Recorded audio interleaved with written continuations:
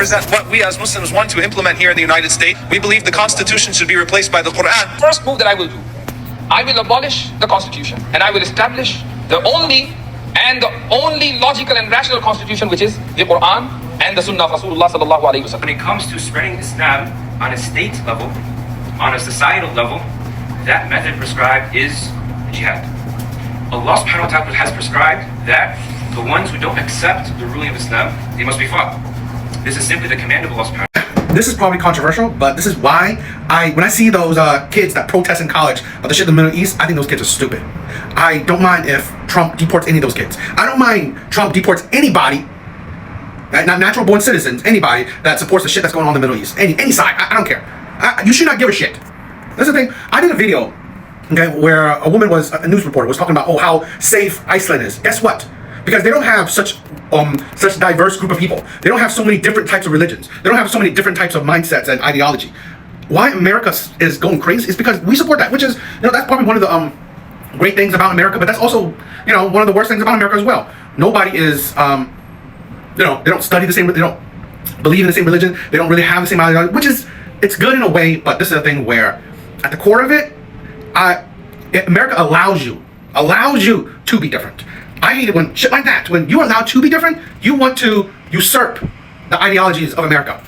The principle of diversity. America is founded, or its big principle is diversity. So to usurp it is insane. And this is the thing where it's funny, because I'm always amazed that you would leave your country when the Quran or Muslim ideology is prominent to go to another country, because your country was in turmoil. It was shitty. It was like not that great. You want to leave that country to go to another country to implement the same ideology that ruined your country. That never fucking makes sense to me. I swear, I'm like, I don't know about you, okay, but in my neighborhood, in Philly, I'm 40, so I've seen the rise of Muslims, where you see minorities, black people, are turning to be Muslims, which is whatever, it's fine, but I think there's a bit of conspiracy to that, where they're trying to slowly usurp power. And it's happening all over in a lot of Western countries. Only ones that are really they see it, they see the problem, and they don't allow it. Like Poland, probably other countries too. I think maybe Germany, I don't know. But other countries are seeing that issue, and they're smarting up. They're not allowing that shit, because you're not gonna fail in your own country and come to other people's country to implement that failure there. No, that ain't gonna happen. So shit like this is crazy. I cannot believe they have the audacity to say, "Oh, we want to abolish the Constitution." You fucking crazy?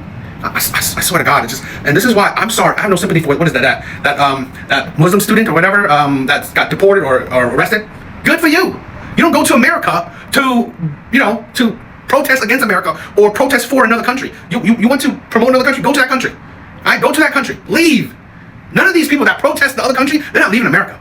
They're not. Not a single person that is protesting against America or for other countries, they're not leaving America. So that says a lot. Entitlement. Today, we have 43 state delegates in the United States who are Muslim. If they want to run for Congress, we may end up with about 50 members of Congress in the next 6 years. That's really the essence of dismantling the system of injustice, is to replace it with the people who represent the Prophet ﷺ. Use the legal system, the law, in order to what? In order to change the law.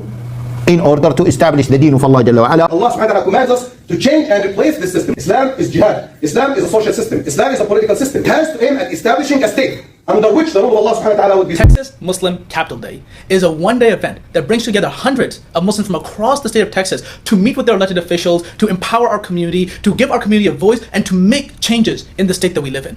Hamas in the United States, an organization known as CARE, and if you don't know that they're Hamas, I'll walk you through it here, at least in a few minutes, so you get enough meat that you know it's true, because we could literally do about a 6 or 8 hour presentation just on the evidence that CARE is a Hamas organization. There's no question about it at the Justice Department. The question is, why aren't we indicting them? The Ikhwan, the Muslim Brotherhood, must understand their work in America is a kind of grand jihad in eliminating and destroying Western civilization from within and sabotaging its miserable house by their hands and the hands of the believers, so that it is eliminated and God's religion is made victorious over all other religions. Without this level of understanding, we are not up to this challenge and have not prepared ourselves for jihad yet. The Muslim Brotherhood arrives in America in the late 50s. The very first national Islamic organization in America was created by the Muslim Brotherhood. How about that? And that was the Muslim Students Association, originally meant to bring the Muslim students together, and then now it's a focal point to radicalize jihadis and identify people for conversion and radicalization. And there are over 600 MSAs across the United States, including on every major college campus in Colorado.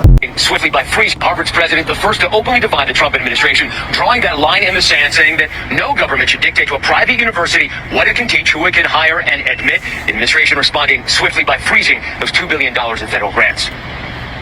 Overnight, the Trump administration freezing more than $2 billion in federal grant money after Harvard University rejected a list of government demands, including overhauling hiring and admissions practices. Harvard, America's wealthiest university, not backing down in the face of pressure from President Trump, was threatening to pull roughly $9 billion in federal aid unless the school makes a slew of changes to the way it's run. The administration ordering the school to report foreign students who commit conduct violations to federal authorities, submit to an audit to ensure academic departments have diverse viewpoints, and all DEI programs share hiring data with the administration, and submit to an audit of admissions data. The administration also calling for the correction of what it calls anti-Semitism on campus, an issue which Harvard says it has already taken steps to address. But in a scathing letter, the university's president blasting the administration for what he says is a violation of Harvard's First Amendment rights, writing, "No government, regardless of which party is in power, should dictate what private universities can teach, whom they can admit and hire, and which..." You know, by look at the comments, I'm probably going to be controversial. But this is the thing where I do agree that the government should be telling universities what to teach.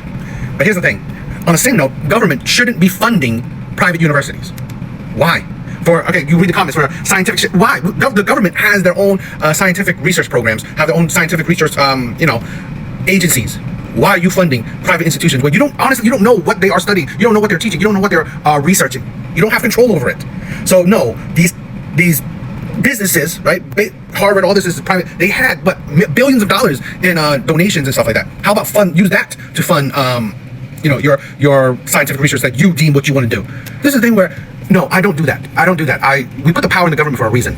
I'm not going to have my taxpayer money go to a school where they determine what they want to do with that money. No, especially a school that my kids can't go to, or most kids can't go to. Right? Even if you have the best educated students, kids, that don't mean that they will automatically get to in Harvard, or other these schools. So I agree. The government shouldn't be stepping in and telling what schools they should do, what they should do in schools. We should not be funding colleges. Honestly, we should not. That is honest. I just think that we shouldn't be giving these overpriced institutions reason to continue to overcharge the American people, the American kids. So no, I don't agree with Trump telling universities what to do. I also don't agree with the government giving aid or funds to these schools. No, cut it. Also, you get a lot of these schools they will indoctrinate your kids, teach them very liberal ideologies. You see, these kids are not studying, they're spending their time doing what? Protesting the Middle East? No, I don't need that. Honestly, I don't think these colleges are really educating our kids well. I think they are poisoning our kids. So, but again, it is fine. They do what they do. Just don't do it with taxpayers' money. That's it. Some things are just very different in Iceland. They don't have any military, and their police don't have any guns. And look at this. This right here is the equivalent of our White House. This is where the Prime Minister of the country works. And look, absolutely no guards. I can walk straight up to the front door, and Monday through Friday, I could go right in. You know why a video like that is kind of stupid? Because in this caption it says the comparing to the US.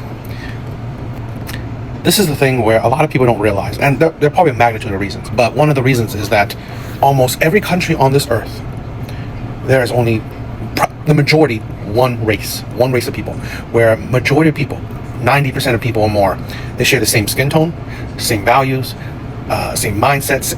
They are the same in a lot of ways.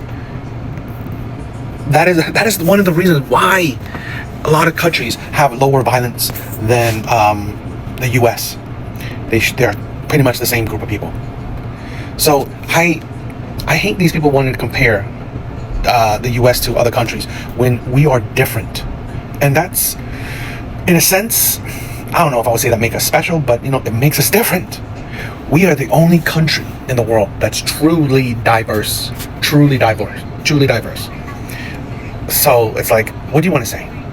What do you want to say? You want to say that, that we shouldn't be diverse? It's just a drawback. It's a drawback of being diverse. It's a drawback of being a country where people don't think the same. People don't share the same religion. People don't share the same mindset, ideology, same viewpoints. We are one of the few countries that have multiple different types of parties. Now, I know other countries do, but it's not that to the same extreme. It's not to the same extreme, because we don't share the same kind of thinking. We don't. So what do you want? What do these people want? What do these people expect? Great that also Icelandic countries also, they're so safe. Great. But guess what? They are one race, or they're one, group of people, not multiple. So I don't know. I find it disingenuous. I find it really, it's a bad faith argument. Bad faith talking point. Really, it is. Because then you might as well say, oh, America should just be one race of people. Is that what you want to say? I mean, come on. So I just think shit like that is just really a whole lot of bullshit.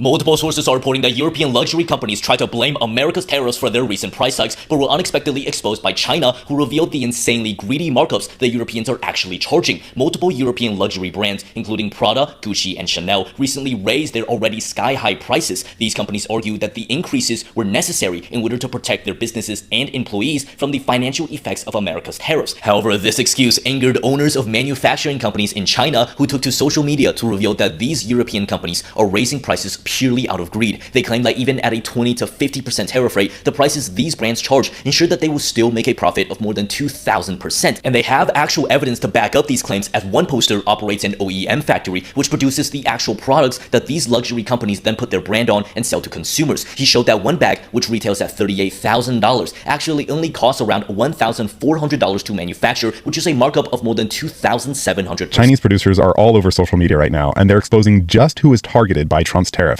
And it's not the American consumers, and it's not the Chinese producers. It's actually our international corporations who have sold out American prosperity for their own profits. Let me illustrate. Let's use this example, Nike. Now, these are fictitious numbers, just for example. But let's say that Nike buys shoes from this company that manufactures Nike shoes for $10 a Nike shoe, which isn't very far off. Nike turns around and sells that shoe at retail for $100. Here's the interesting part about tariffs.